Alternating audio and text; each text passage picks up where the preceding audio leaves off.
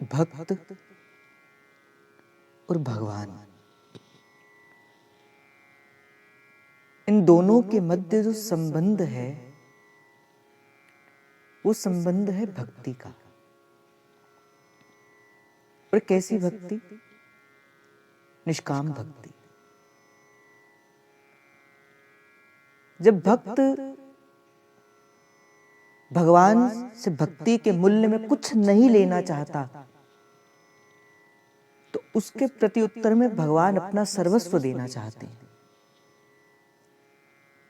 जब हम भक्ति के मूल्य में भगवान से किसी वस्तु को मांगने की इच्छा रखते हैं, चाहे वो कोई भी इच्छा हो, धन की इच्छा हो, पुत्र की इच्छा हो, यौवन की इच्छा हो, सुख समृद्धि की इच्छा हो, धन कारोबार की इच्छा हो, संबंध की इच्छा हो, अनेक प्रकार की इच्छाएं हैं। और ये इच्छा भक्ति को दूषित कर देती है। ऐसा नहीं कि भगवान इच्छा पूर्ति नहीं करते। भगवान तो कल्प वांछा भक्त वांछा कल्प तरु है। जो जैसा भाव दर बजी है श्री जी तासो तिनको पूर्ण सुख देते हैं, श्री दुर्दास जी महाराज कहते हैं। पर जो भक्ति की चरम सीमा है, इसमें भक्त कभी भगवान से किसी मांग को नहीं रखता। उसे ही भक्ति का पातिव्रत कहा जाता है कि प्रभु आपसे भी कुछ नहीं चाहिए।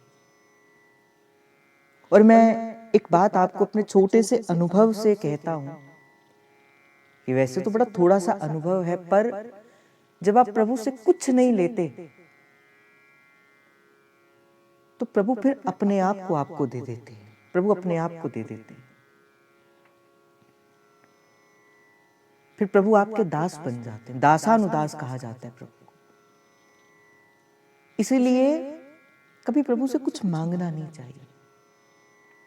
दीनता के द्वारा, मैं सेवक सचराचर रूप रासि भगवान, प्रभु मैं आपका सेवक हूं। जब ऐसे कुछ काल तक भक्त अपनी भक्ति को करता है, फिर उसके बाद जब फिर प्रभु को पुकारता है, फिर प्रभु दौड़े चले आते हैं।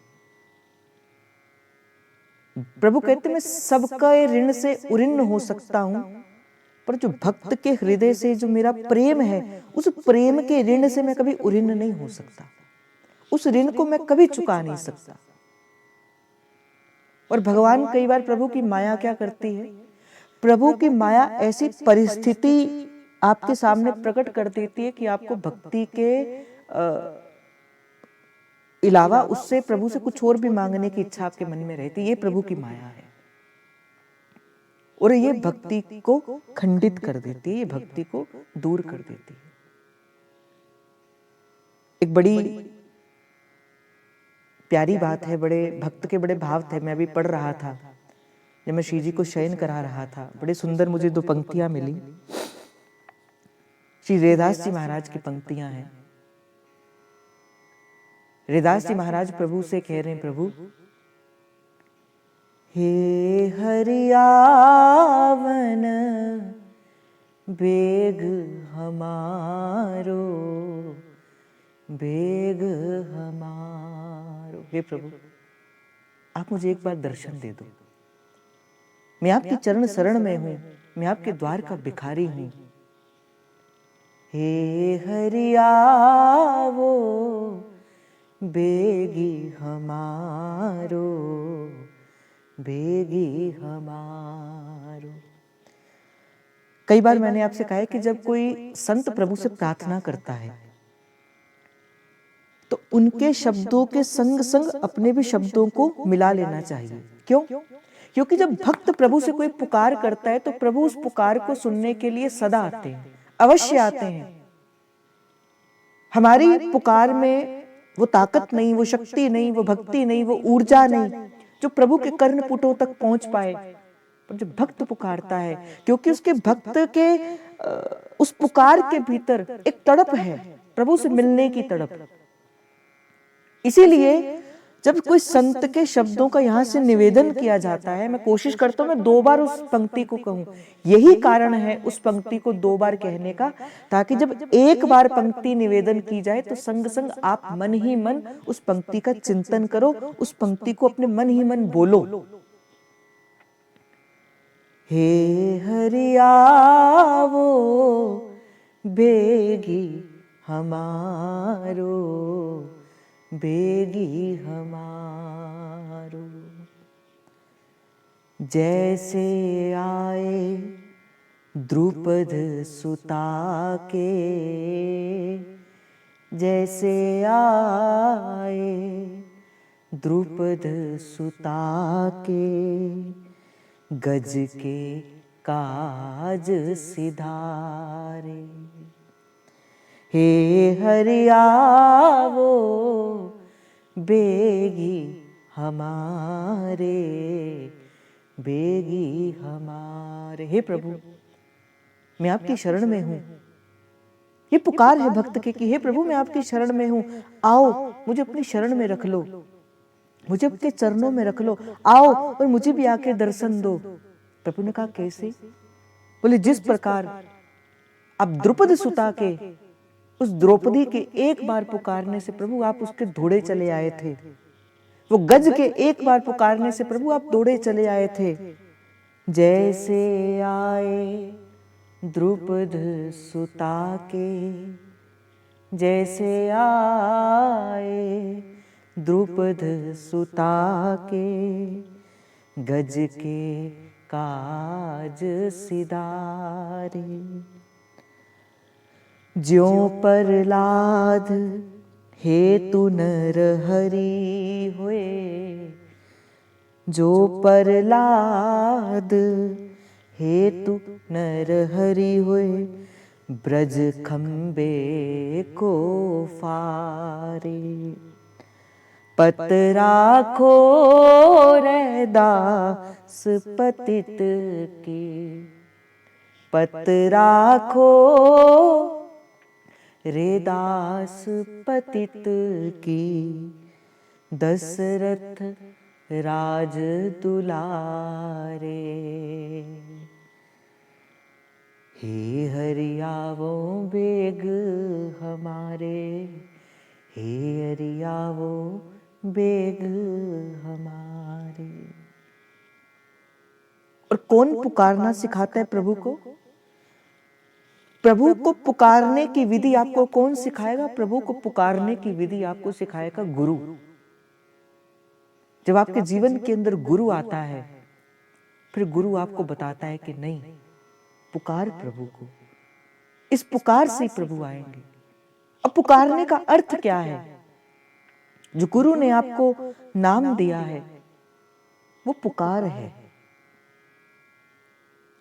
उस नाम को आप जितना जपते हो उतनी आपकी पुकार और प्रबल होती जाती है। और जैसे जैसे नाम जप करते करते करते करते आपके नेत्रों से वो अश्रु की धारा बहती है, वो नेत्रों से वो आंसू बह उठते हैं, फिर प्रभु आपको दर्शन देने के लिए अब प्रकट हो जाते हैं। कहते हैं हमारी श्री जी बड़ी सुकोमल है, मृदुता, दयालुता, कृपालुता की राशि है, सहज स्वभाव है हमारी प्रियाजू का। और वैसे तो ठाकुर जी सामने से थोड़े कठोर बनते हैं, पर अगर मैं सत्य कहूं, पर हमारे ठाकुर जी का स्वभाव भी बड़ा कोमल है। हमारे ठाकुर जी भी बड़े प्यारे हैं, बड़े कोमल से हैं। अपने भक्त के लिए तो प्रभु कुछ भी कर देते, कुछ भी अर्थात कुछ भी कर देते। पर उसकी पुकार कैसी होनी चाहिए? उसकी पुकार होनी चाहिए कि बस दृष्टि केवल प्रभु की ओर ही। ये जो नाम जप करना है ये प्रभु की पुकार ही है। और नाम जप करने से क्या होता है? आपका हृदय तरल होता है, आपके पाप कटते हैं, आपका जीवन निश्चल होता है, आपकी भाव भावनाएं शुद्ध होती हैं, आपका जीवन शुद्ध होता है नाम जप करने से। कल की चर्चा में हमने इसी बात की चर्चा करी। गुरु उपदेश सुनो ये धर्म, श्री हरिवंश नाम फल मर्म। किसके फल की बात कही? नाम के फल की बात कही। यहां पे भी सेवक जी महाराज ने कि मूल क्या है इस उपासना में, मूल क्या है? श्री हरिवंश नाम। के वाणी हरिवंश की और के हरिवंश ही नाम। गुरु उपदेश यही कहता है, हृदय ध्यान मुख नाम। गुरु उपदेश सुनो सब धर्म, श्री हरिवंश नाम फल मर्म। भरम भयो वचनन सुनत। आपके मन के जितने कपाट लगे हैं, मन के जितने ताले लगे हैं, मन के जितने द्वार बंद पड़े हैं, वो मन के द्वार जो भीतर की भीतर पड़ते हैं, कई जन्मों से बंद बंद बंद बंद बंद होती गई है, वो कैसे खुलेंगी? वो गुरु के उपदेश से खुलेंगे, वो आपके द्वारा किए गए नाम जप से खुलेंगे। और फिर आपको पता लगेगा, देखो हमारे और प्रभु के मध्य में कई द्वार लगे हैं, कई द्वार है प्रभु के और आपके मध्य में। आपको क्या करना? धीरे धीरे अपनी उपासना में बढ़ना है, एक एक द्वार को खोलते जाना है। फिर एक दिन ऐसा होगा कि जब सब द्वार खुल जाएंगे और देखोगे तो सामने वो नवनिवृत्त निकुंज के भीतर श्री युगल सरकार विराजमान होंगे। पर वो द्वार खोलना आपको ही है, और उस द्वार को खोलने में आपकी सहायता कौन करेगा? उस द्वार को खोलने के लिए आपकी सहायता करेंगे संत सदगुरु भगवान और रसिक वृंद। ये आपकी सहायता करेंगे उस द्वार को खोलने के लिए। किसकी सहायता से? देखो, एक बहुत बड़ा द्वार हो, मैं आपको एक छोटी सी उदाहरण दूं। एक बहुत बड़ा द्वार है, उस द्वार के अंदर एक बहुत बड़ा ताला लगा है, पर उस ताले को खोलने के लिए चाबी बड़ी छोटी सी होती है। इसी प्रकार ही हमारे जीवन के अंदर माया के अनेक पट लगे हैं, अनेक प्रकार के ताले उसमें लगे हैं। गुरु ने आपको कुंजी दी, गुरु ने आपको एक ताली दी, गुरु ने आपको एक चाबी दी, और वो चाबी क्या है? नाम की। गुरु कहते इस नाम की चाबी को पकड़ और क्या कर? उस ताले को खोल दे। पर देखो, उस ताले को खोलने के लिए आपको थोड़ी सी मेहनत तो करनी पड़ेगी, हाथ हिलाना पड़ेगा, चाबी डालनी पड़ेगी, तभी तो आप उस ताले को खोल पाओगे। जब आप मेहनत ही नहीं करोगे तो कैसे आप ताले को खोलोगे? उसी प्रकार ही जो गुरु ने जो नाम दिया है वो देखने में बड़ा छोटा सा नाम है। आज ही मेरी किसी से चर्चा हो रही थी कि वो निज परिकर में है केली कुंज से, उनसे चर्चा हो रही थी कि निज मंत्र की। तो देखो, हमारे यहाँ पे जो निज मंत्र दिया जाता है श्री जी की कृपा से, वो निज मंत्र युगल मंत्र है। युगल मंत्र, युगल अर्थात प्रिया और प्रियतम के मंत्र का ये 12 अक्षर मंत्र ही हमारे यहाँ पे निज मंत्र के रूप में दिया जाता है। तो बात चली कि देखो, हरिवंश नाम के जो प्रथम 2 अक्षर हैं, हरि अर्थात ठाकुर जी और र अर्थात कौन? हमारी किशोरी जी। तो ठाकुर जी और किशोरी जी ये हो गए ना युगल। और ये युगल कहां पे विराजमान है? व अर्थात वृंदावन और श अर्थात सहचरियां। वृंदावन के मध्य, सहचरियों के मध्य में विराजमान युगल, यही श्री हरिवंश है। इसीलिए तो रसिकों ने कहा हरिवंश नाम निज मंत्र है। और आज बड़ी प्यारी बात गुरुदेव भगवान ने भी अपने सत्संग के माध्यम से कही, कहा कि देखो, मुझे बड़ी अच्छी लगी इस बात को कहते कि देखो, जब आप इस मार्ग पर चलोगे और अगर आपसे श्री जी मिलना चाहेंगे, अगर आप इस मार्ग में ईमानदारी से चलोगे और श्री जी भी अगर आपसे मिलना चाहेंगी, अगर आप अधिकारी जीव बन जाओगे, तो गुरु के पास अनेक साधन हैं आपके तक पहुंचने के लिए। आपके पास तो चाहे एक साधन हो गुरु तक पहुंचने के लिए, किंतु गुरु के पास, आपके पास अनेक साधन है। आप अधिकारी बनिए, आप अधिकारी बनिए, गुरु आपके पास पहुंच जाएगा। महाप्रभु के एक शिष्य हुए राजा परमानंद दास जी महाराज।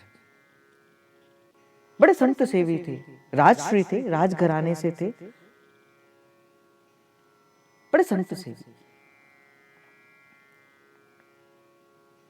अब संतों की कृपा से भगवान के चरणों पे बड़ा अनुराग था, किंतु अपने जीवन के अंदर कोई योग्य गुरु नहीं था। और गुरु के बिना आप प्रभु से बात भी करते होंगे, पर गुरु के बिना प्रभु कभी स्वीकार नहीं करते, ये जानते थे। मन योग्य गुरु की तलाश में कभी कहीं, कभी कहीं, पर प्रभु से प्रार्थना करते, प्रभु क्या मैं इतना दीनहीन हूं कि मेरे जीवन के अंदर मुझे मार्ग दिखाने वाला कोई गुरु भी नहीं है। ऐसे प्रभु से प्रार्थना करते कि प्रभु आप कृपा करो।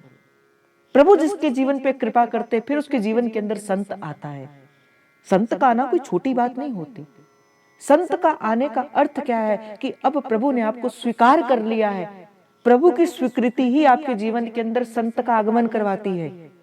अगर प्रभु ने आपको स्वीकार नहीं किया होता तो आपके जीवन के अंदर संत आते ही नहीं, आपके जीवन के अंदर वैष्णव आते ही नहीं। अगर आपके जीवन के अंदर वैष्णव है तो इसका अर्थ क्या है कि प्रभु ने आपको स्वीकार कर लिया है। ये इस बात का प्रमाण है कि प्रभु ने आपको स्वीकार कर लिया है। तो राजा परमानंद दास जी प्रभु से पुकारते, प्रभु हे प्रभु, कब मेरे जीवन के अंदर वो समय आएगा जब मैं भी अपने गुरु आली के दर्शन कर पाऊंगी, मैं भी कब उस गुरु के चरणों की सेवा कर पाऊंगा। हे प्रभु, कब मेरे जीवन के अंदर वो समय आएगा। पुकारते पुकारते मैं तो सदा आपसे कहता हूं, आप तो पुकारिए प्रभु से कि प्रभु मुझे गुरु चरणों में ठोर प्रदान कर दीजिए। प्रभु कर देंगे कोई ऐसी व्यवस्था कि आपके जीवन के अंदर कोई ना कोई संत, कोई ना कोई भक्त, कोई ना कोई आपके जीवन के अंदर आ जाएगा।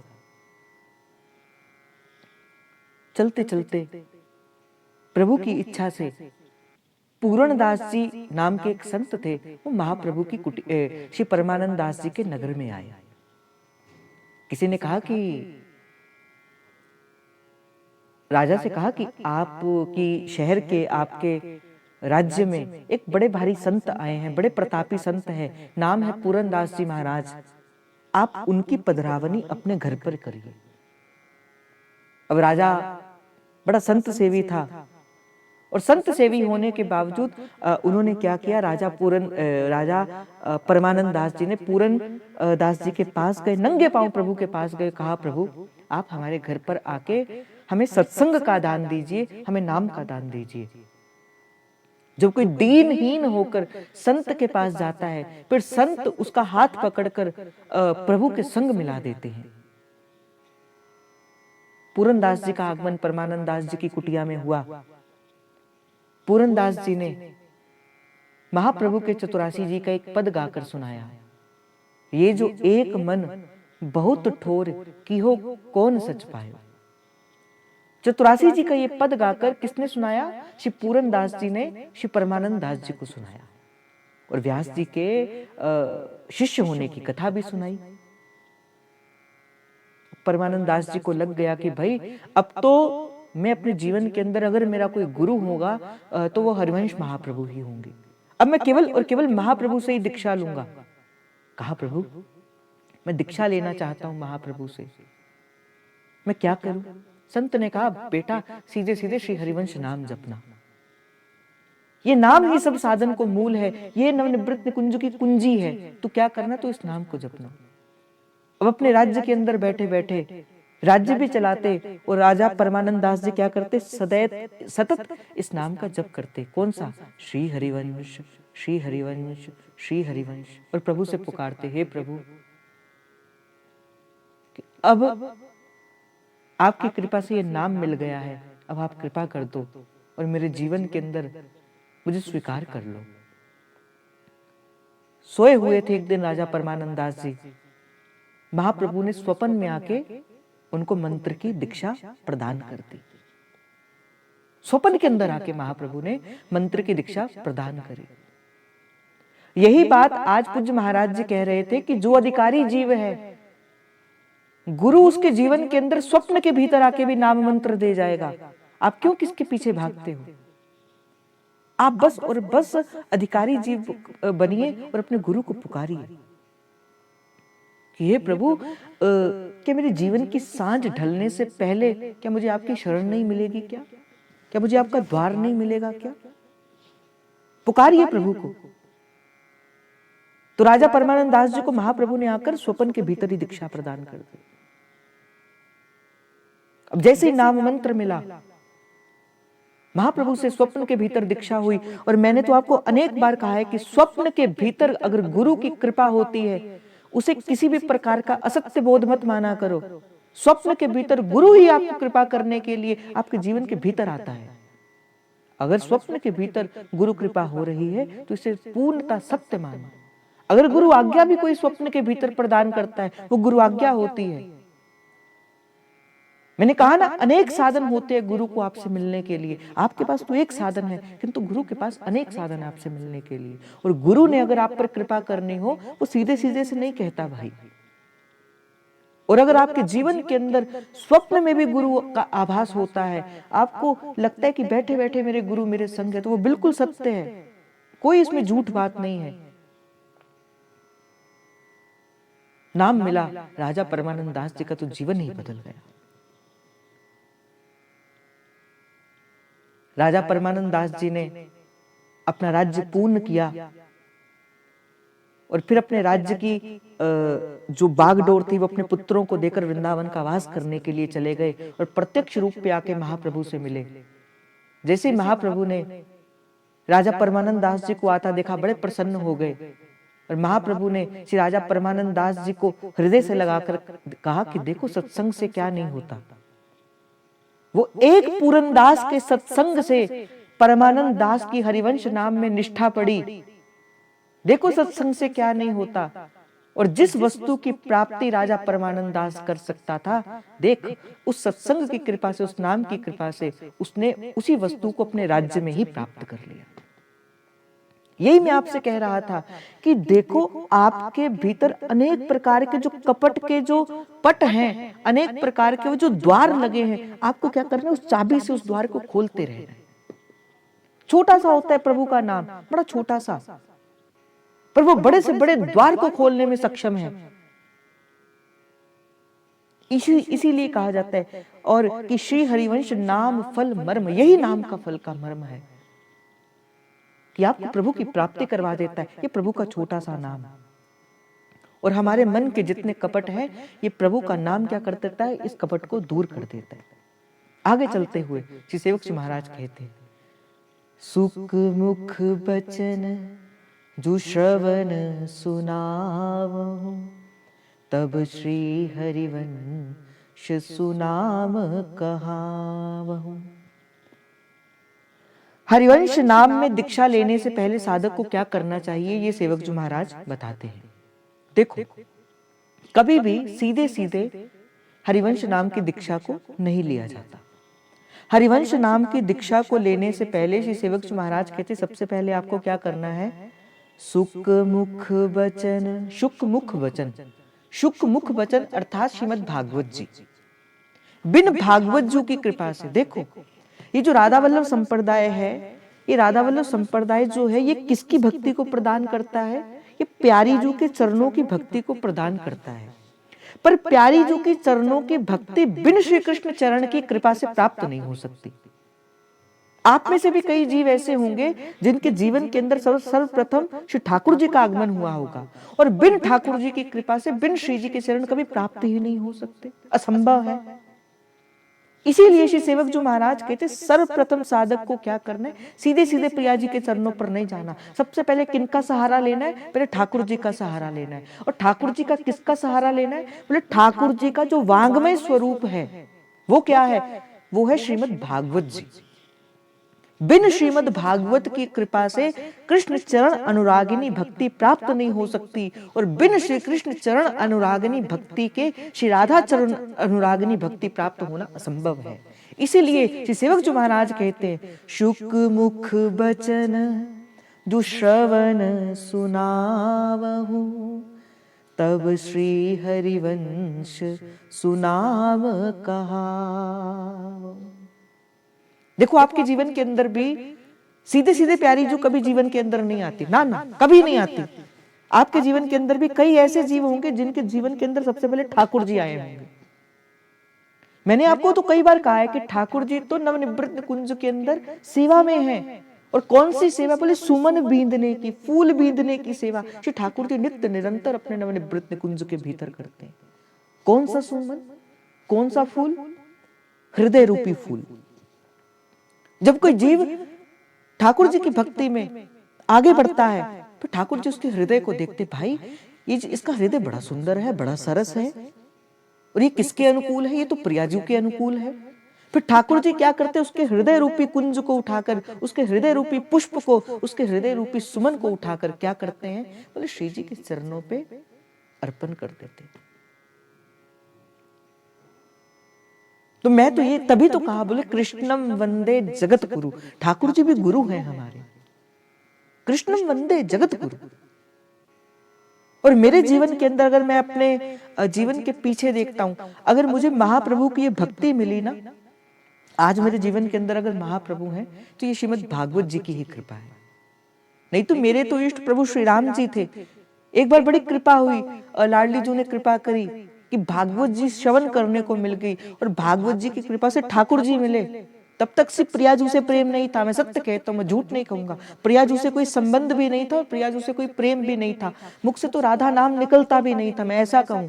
पापी थे ना, मुख से राधा नाम भी नहीं निकलता था। मैं कहता था लोग कैसे राधा कह लेते हैं, हमें मेरे मुंह से तो हरे कृष्ण श्री कृष्ण यही निकलता है।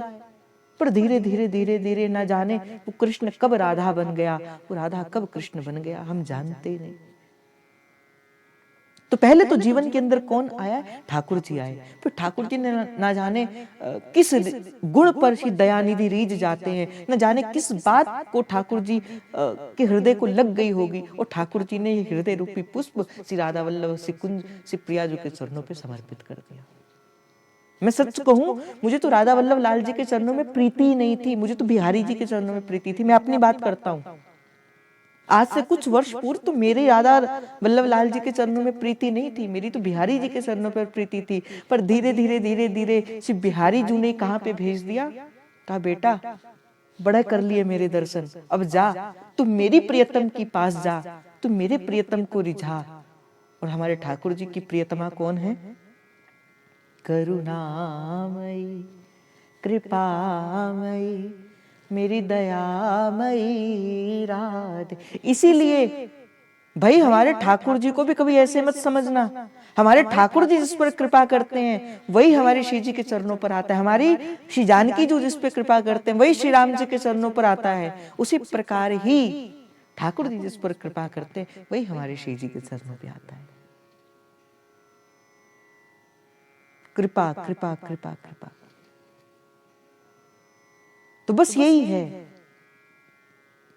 कि प्रभु के चरणों पर नतमस्तक करते करते अपनी भाव भावना को आगे बढ़ाइए। तो सेवक जो महाराज कहते सर्वप्रथम हरिवंश नाम में अगर आपको प्रवेश करना है तो सबसे पहले आपको क्या करना है?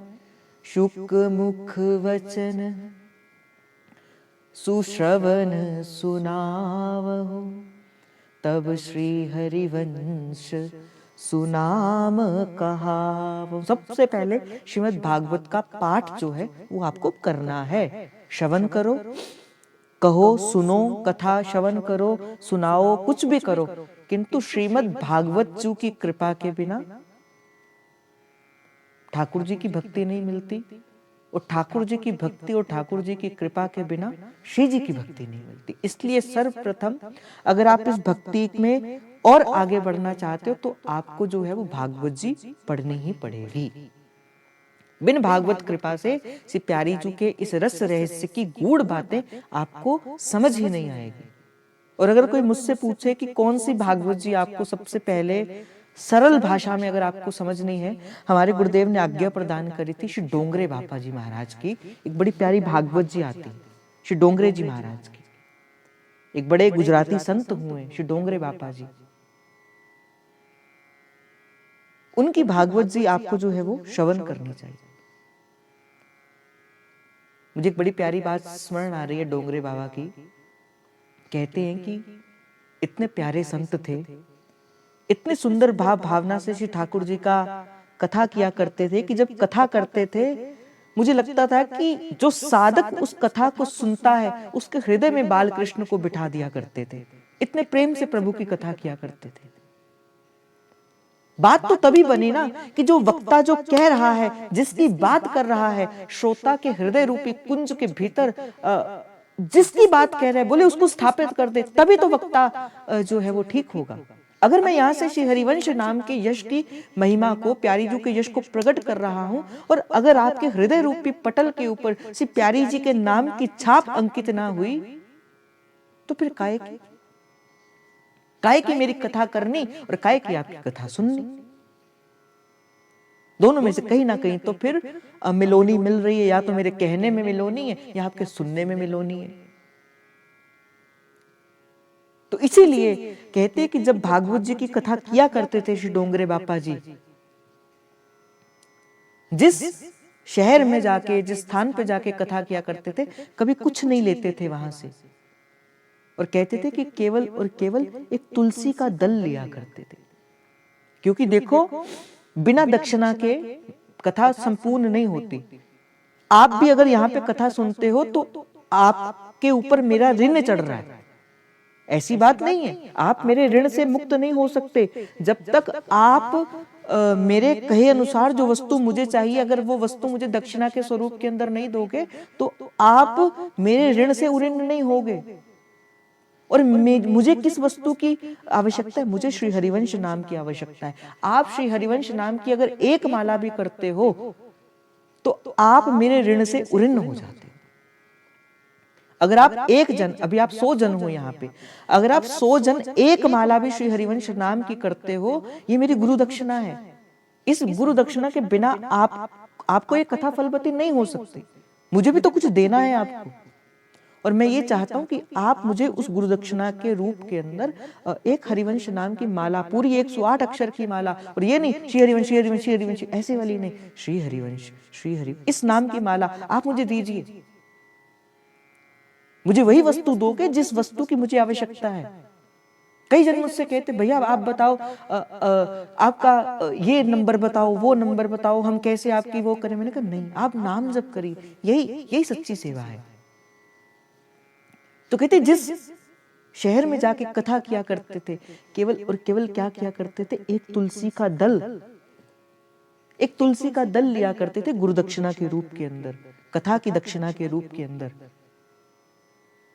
एक बार की बात है, और कहते थे कि जितना धन एकत्रित होता था कथा में, वो उसी की ही वहां पे क्या कर दिया करते थे, जो जितना भी धन एकत्रित होता था वो उसी शहर की किसी गौशाला को भेंट करके आगे चला जाया करते थे। विरक्त संत थे, और ऐसी ही भक्ति फलदायी होती है।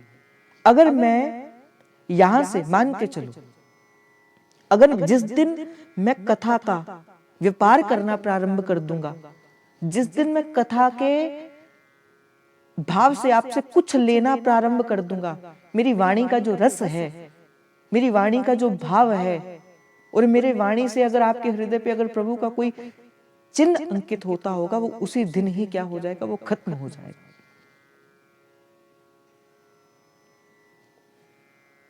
कथा को कभी बेचा नहीं जाता, कथा बेचने की वस्तु नहीं है।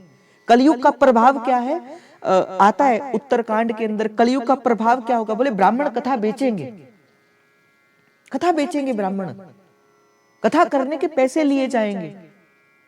उस दिन समझना कलयुग प्रारंभ हो गया, और आज के समय में चल रहा है ऐसा। भाई हमें तो आपसे बस एक ही वस्तु चाहिए, और वो क्या है, नाम जपत मंगल दिसिसु। दिन रात सुबह शाम जागर स्वप्न सुषुप्तिषु आप नाम जप करिए, भजन करिए प्रभु का, यही करिए, बस यही हमारी सच्ची सेवा है, और यही सच्ची भक्ति है।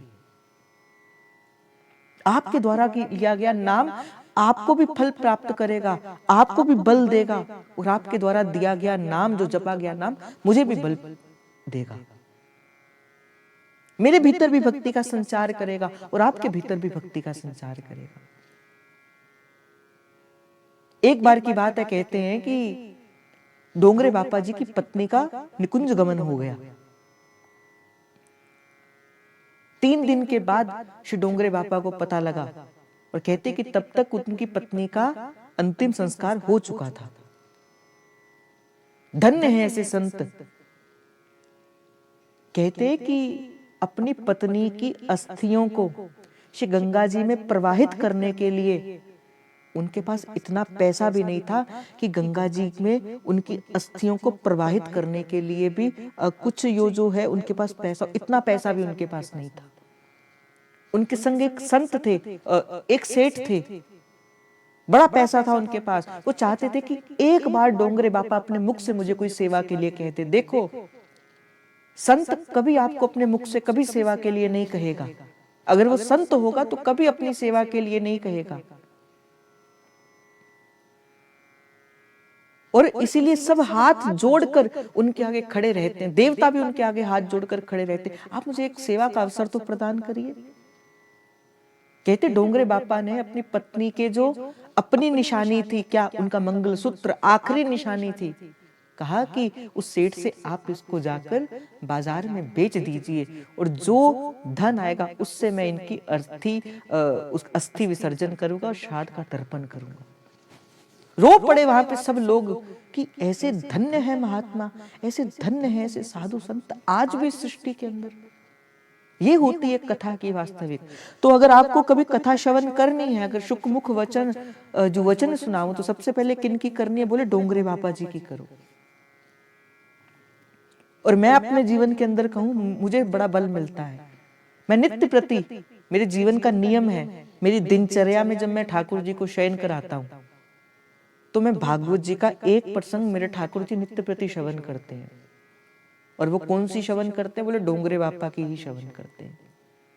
तो कभी वृंदावन जाओ या अपने वहां के बुक स्टोर पे जाओ तो वहां पे डोंगरे जी महाराज की भागवत जी मिलेगी, उसको सबसे पहले पढ़ो, आपको ठाकुर जी के चरणों में अनुराग बढ़ेगा।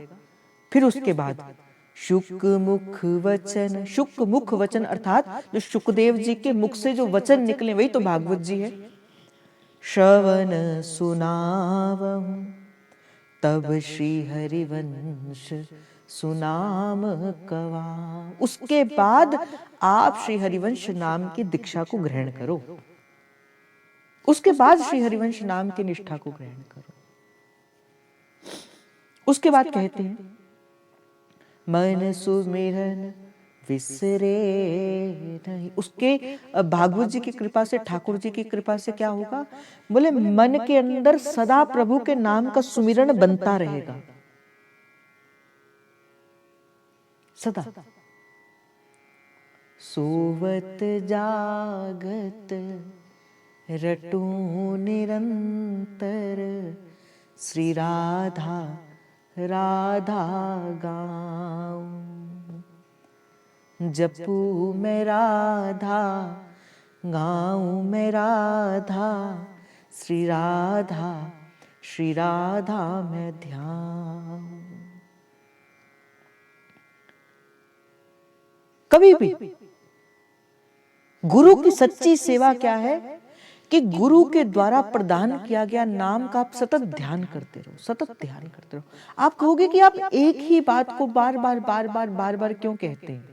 आज ही मैं श्री भक्तमाल जी के अंदर पढ़ रहा था, कहते कि जब एक बात को बार बार कहा जाए, इसका अर्थ ये नहीं है कि उस व्यक्ति को कुछ और पता नहीं है, पर वो इसीलिए एक बात ही आपको बार बार अनेक प्रकार से कह रहे हैं। क्यों?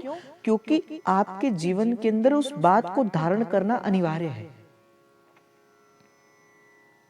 मन लगता है तो नाम जपिए, ना लगता है तो नाम जपिए, अनुकूलता है तो नाम जपिए और प्रतिकूलता है तो नाम जपिए। सोए हो तो नाम जपिए, जागे हो तो नाम जपिए, शुद्ध हो तो नाम जपिए, अशुद्ध हो तो नाम जपिए, बैठे हो तो नाम जपिए, खड़े हो तो नाम जपिए, चलिए तो नाम जपिए, रुके हो तो नाम जपिए। नाम जप करिए। नाम का बल जिस दिन आपको प्राप्त होगा ना, देखो बात क्या है,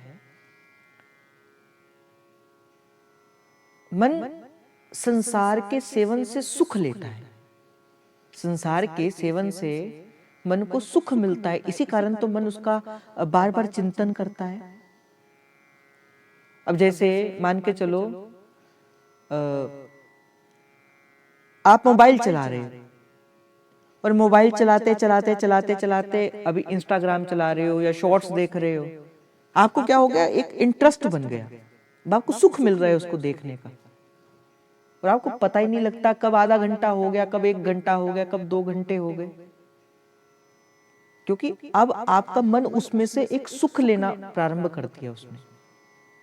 उसी तरह ही आप नाम जप करो, नाम जप करते करते करते करते एक दिन ऐसा होगा मन उस नाम से सुख लेना प्रारंभ कर देगा।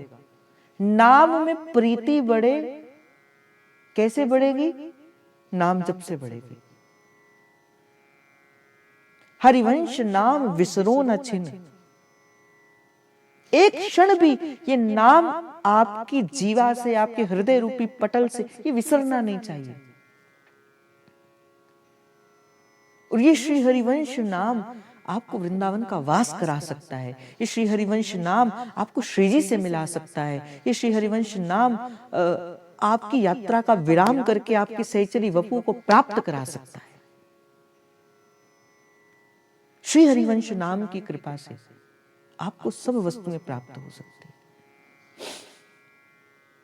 मन सुमिरन बिसरे नहीं, बोले एक घड़ी भी ये नाम मेरी जीवा से विसरे नहीं। वैसे तो ये कहा जाता है, वैसे तो एक बात कही जाती है, 10 करोड़ नाम जब आप किसी नाम का करते हो, 10 करोड़, तब आपको उस देवता के दर्शन होते हैं। 10 करोड़। अब देखो, चलो मैं आपको एक छोटी सी कैलकुलेशंस बताता हूं, कुछ जनों को समझ आएगी और कुछ जनों को समझ जो है वो नहीं आएगी। 10 करोड़, 1 10 100 1000 10,000 लाख 10 लाख करोड़ 10 करोड़, मतलब 8 जीरो और एक। आप ऐसा करो, आप में से कोई 10 करोड़ को 365 से डिवाइड करके देखो।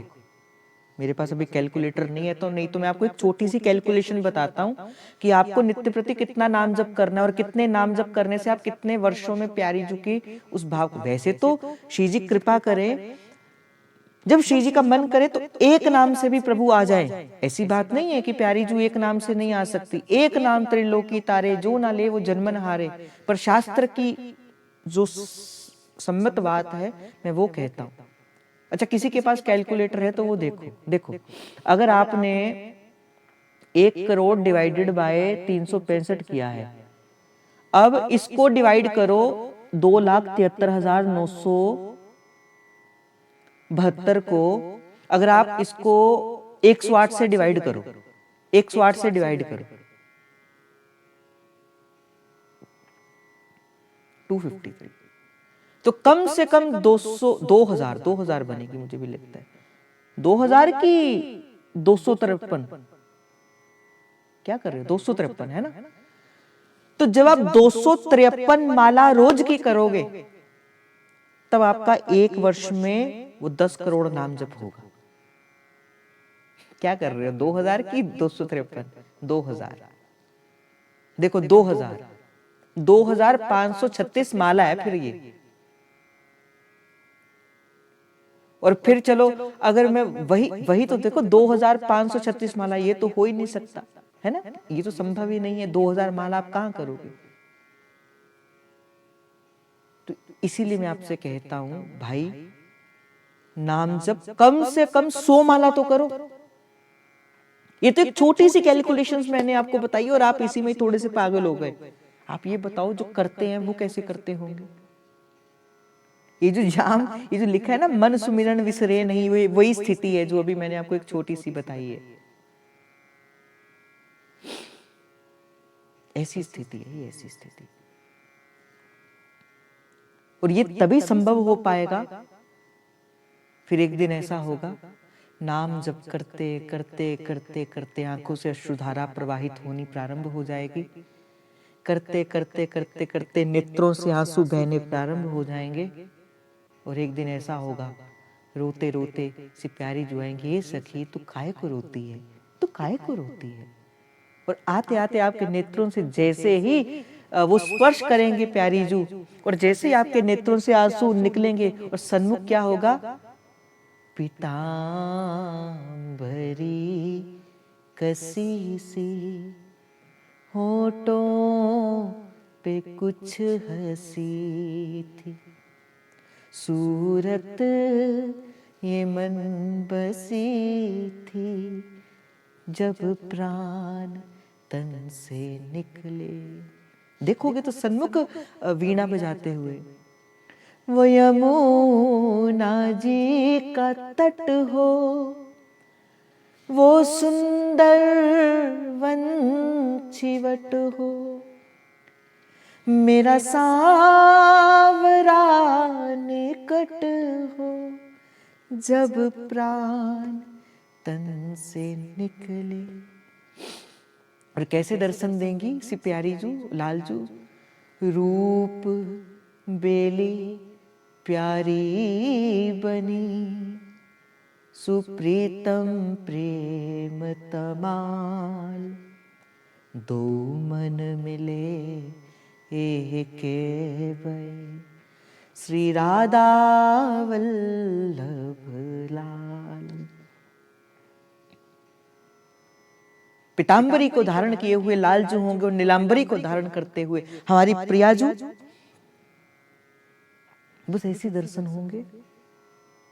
पर नाम पुकारो, नाम जप ले निमाणिए जिंदे, तू औखे वेले कम आवेगा। कई तर गए कईयां ने तर जाना, जिन्ना ने तेरा नाम जपया। बोले कई चले गए कईयों ने तर जाना, बोले जिसने तेरे नाम को जपा है। भाई चाहते हो ना मिलना प्रियाजू से, जो नहीं चाहता भाई उनके लिए तो है ही नहीं है मार्ग। जो चाहता है तो वो तो याम गति विसरे नहीं, मन सुमिरन विसरे नहीं। जो चाहता है प्यारी जू से मिलने, बस वो तो क्या करे, नाम सिमर नाम सिमर, ये ही तेरो काज है, नाम सिमर नाम सिमर। देखो राधा राधा कहने से तो हमारी प्यारी जू आएंगी, कृष्ण कृष्ण कहने से तो श्री कृष्ण आएंगे, पर श्री हरिवंश कहने से हमारी प्यारी जू भी आएंगी, हमारे लाल जू भी आएंगे, वृंदावन धाम भी आएगा और अष्ट सखियन भी आएंगे। ये श्री हरिवंश नाम की महिमा है, ये हरिवंश नाम का फल है। श्री प्यारी जू के चरणों की अनुरागिनी भक्ति प्राप्त हो जाती। एक बाबा थे, मदन टेर के भीतर रहा करते थे। वो सारे उनको कहते, बोले मदन टेर के अंधे बाबा। अंधे कैसे हुए? कहते प्रभु की याद में इतना रोते थे, इतना रोते थे कि नेत्रों से आंसू बहते बहते बहते बहते नेत्रों की ज्योति चले। आते मदन टेर के भीतर, किसी लता की कुंज की कोने के अंदर बैठ के प्रभु को पुकारते रहते, एक बार किशोरी आ जाओ, हे परम लड़ेती आ जाओ, जन्मों से तुझको पुकार रही, अब तो मैं जीवन हार रही, अब मुझको दर्श दिखा जाओ, हे प्यारी लाडली आ जाओ, हे किशोरी स्वामिनी आ जाओ। पुकारे पापा, पुकारते, लाडली काहे कृपा विसारी, तूने काहे कृपा विसारी।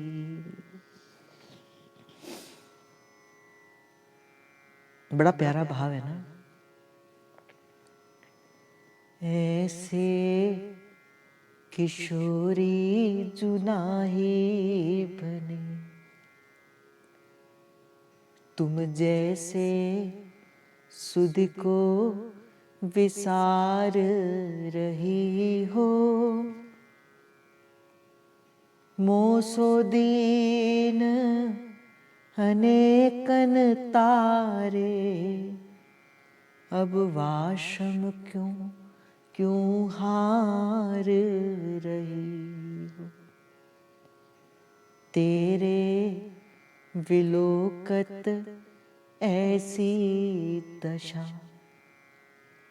तेरे विलोकत ऐसी दशा, मोहे क्यों भव सिंधु में डार रही हो।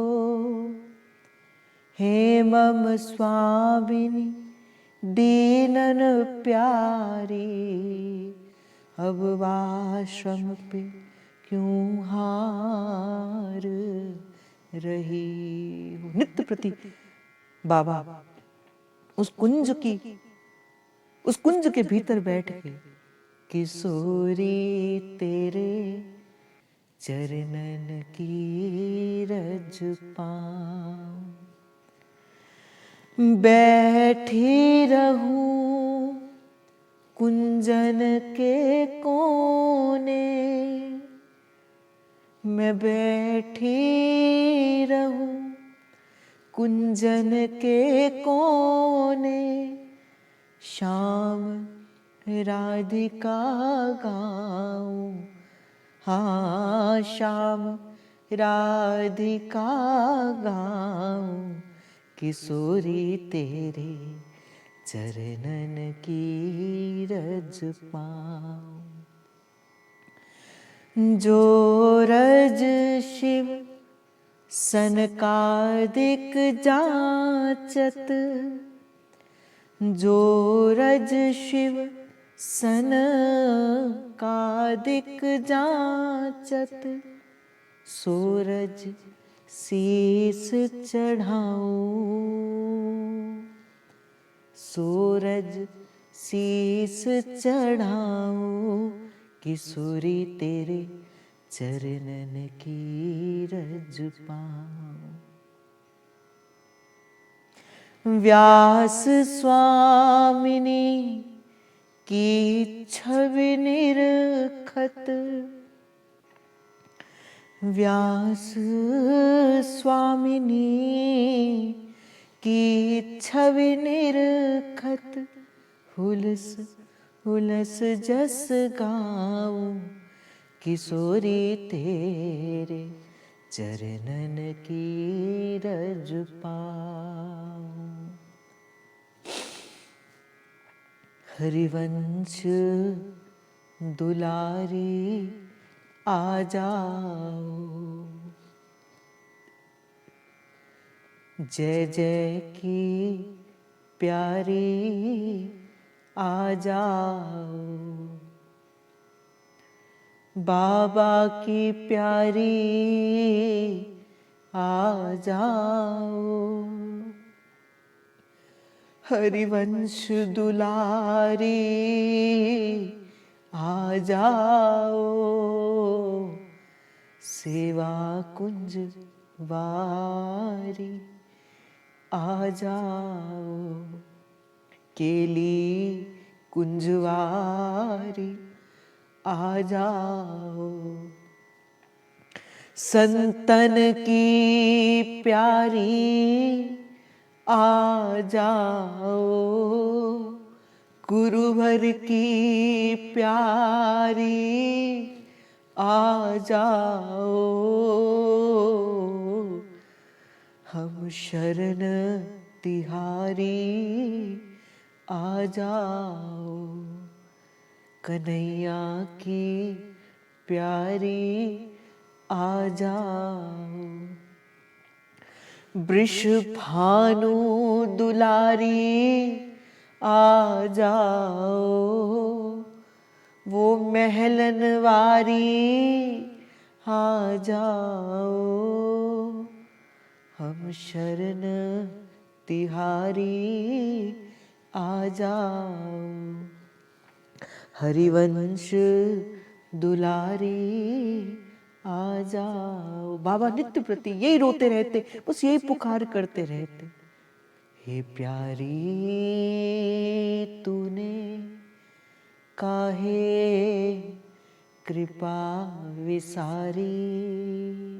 रोते रहते, बार बार श्री प्यारी जी को पुकारते। एक दिन नित्य प्रति जब श्री प्यारी जी राधा वल्लभ लाल श्री प्रियाजू श्री लालजू के संग जब वन विहार करने के लिए मदन टेर में आते, तो क्या हुआ, श्री प्रियाजू की दृष्टि पड़ी बाबा के ऊपर और लालजू से कहती, लालजू देख देख वो बाबा क्यों रोए रहे हुए, नेक जाकर बाबा को हंसाई तो दो। कन्हैया गए, कहा कि अच्छा किशोरी जी आप कह रहे तो बाबा को हंसा देते हैं। हंसाने के लिए बाबा के पास गए और कहते जब हंसाने के लिए बाबा के पास गए तो बाबा को कहते, बाबा तू क्यों रो रहा है, क्या हो गया, कि तेरे पास किसी वस्तु की कमी है क्या जिस कारण से तू रो रहा है। बाबा को लगा कि कोई ब्रजवासी है। कहा तेरी बहुरिया कोई भाग गई क्या जो तू रो रहा है। बाबा ने छड़ी उठाई वहीं से और कन्हैया को कहा चल भाग जा यहां से। एक तो जिसको पुकारता हूं वो नहीं आता है और छड़ी उठाकर भागी। और किशोरी जो दूर से खड़ी ताली मार के कहती, बोले कन्हैया तो से बाबा ये नहीं हंसोएगो, इस बाबा को तो मैं ही जाकर हंसाऊंगी। गई प्यारी जू किशोरी जू का रूप बनाने के लिए, बनाकर एक किशोरी का रूप बनाया और बाबा के पास जाके कहती, बाबा नेक मुस्कुराई दे क्यों रो रहे हो है। बाबा ने कहा, ए लाली, पहले लाला आया अब तू आ गई, कौन है। नहीं बाबा तू रो क्यों रहे हैं, कि तेरी बहुरिया रूठ गई, कि तेरी अब बहुरिया भाग गई। बाबा ने कहा, देख लाली, बाबा की कोई बहुरिया नहीं होती, तो फिर क्यों रो रहे हो, काय बात को रो रहे हो। कहा देख ऐसे लाली, कन्हैया तो ठहरा ही निष्ठुर, वो तो वाके बुलाने पे आए ना, और वाके संग रह रहे हमारी लाली भी, हमारी तो किशोरी भी निष्ठुर हो गई। अब जैसे ही बाबा ने ये कहा कि कन्हैया के संग रह रहे हमारी लाली भी निष्ठुर हो गई, हमारी किशोरी भी निष्ठुर हो गई। किशोरी जी ने कहा, ना ना बाबा मैं नहीं निष्ठुर। कन्हैया ने हाथ पकड़ लिया, किशोरी जो अपने स्वरूप को क्यों प्रकट कर रही हो, क्यों अपने स्वरूप को प्रकट कर रही हो। बाबा जान गए कौन है। बाबा ने कहा, क्या कहा लाली। कहा, नहीं नहीं बाबा मेरा नाम भी किशोरी है, मुझे लगा आप मुझे कह रहे हो। बाबा ने कहा कि देख लाली, मेरी किशोरी भी निष्ठुर होगी। बाबा ने कहा, ना बाबा तेरी किशोरी कभी निष्ठुर नहीं हुई। और कहते कि बाबा के नेत्रों में क्या कर दिया, हाथ रखा, नहीं कहा कि हो सकता है किशोरी तो ये मिलने आ गई हो। बाबा ने कहा कि अगर किशोरी मुझसे मिलने आती तो मैं इस अवस्था में थोड़ी ना होता। बोले किस अवस्था में होते बाबा। कहते अगर किशोरी मुझसे मिलने आती तो इतनी करुण स्वभाव की मेरे नेत्रण पे अपने हाथ ना पधरा देती। बोले उससे क्या होता। बोले नेत्रण पे हाथ पधरा देती, मेरे नेत्रों की रोशनी आ जाती और मैं सामने खड़ी अपनी किशोरी जू के दर्शन कर लेती। बोले अच्छा बाबा इतनी सी बात। और ऐसे किशोरी जू ने अपना हाथ बाबा के नेत्रों पे पधराया, बाबा की दृष्टि और सन्मुख देखा तो नीलांबरी को धारण किए हुए कैसो फब्यो है नीलांबर सुंदर, मोह लिए मन मोहन माही। बाबा ने देखा तो सन्मुख हमारी प्रियाजू सुंदर सुंदर नील वर्ण के रूप के धारण करते हुए, नील वस्त्रों को धारण करते हुए हमारी प्रियाजू खड़ी। देख बाबा तेरे पुकारने पे मैं आ गई। ऐसी हमारी किशोरी जो है, कोई पुकारे तो सही।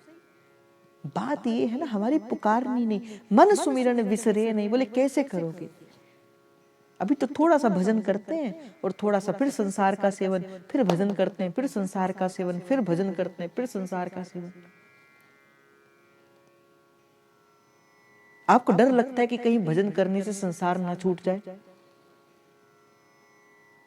भाई जिसका भजन सत्य है प्रभु उसका परमार्थ भी कभी छूटने नहीं देते, उसका कार्य के ऊपर भी फिर प्रभु उसका उत्तरदायित्व संभाल लेते हैं। आप अपने भजन के ऊपर ध्यान दीजिए,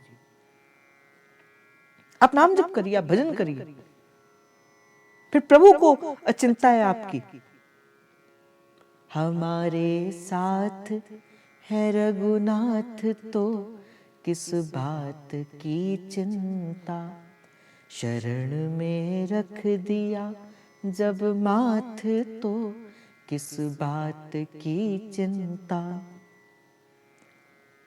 किया करते हैं हम दिन रात बस ये बात की चिंता, मेरे मालिक को रहती है मेरी हर बात की चिंता। हमारे साथ है रघुनाथ तो किस बात की चिंता, शरण में रख दिया जब माथ तो किस बात की चिंता। बोले एक बार मस्तक रखो तो सही, मेरा आपकी कृपा से सब काम हो रहा है, करते हो तुम कन्हैया मेरा नाम हो रहा है, मेरा आपकी कृपा से सब काम हो रहा है। पतवार के बिना ही मेरी नाव चल रही है। तो बस आप क्या करो, नाम को पकड़ो, नाम को पकड़ो। मन सुमिरन बिसरे नहीं।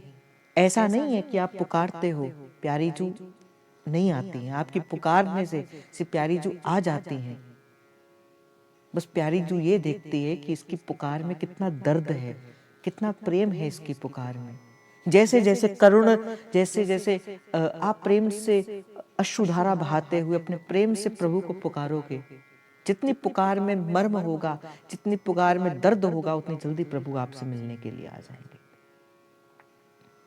तो आज का भाव इसी भाव में कि आज का प्रसाद यही है कि अधिक से अधिक नाम जप जो है करना है, और गुरु चरणों का आश्रय लेते हुए, हरि चरणों का आश्रय लेते हुए आप सभी रसिकों के हृदय में हृदयस्थ मेरे प्रेम प्रभु को, मेरे हित प्रभु को जय जय श्री हरिवंश, जय जय श्री हरिवंश, जय जय श्री हरिवंश। प्रणाम।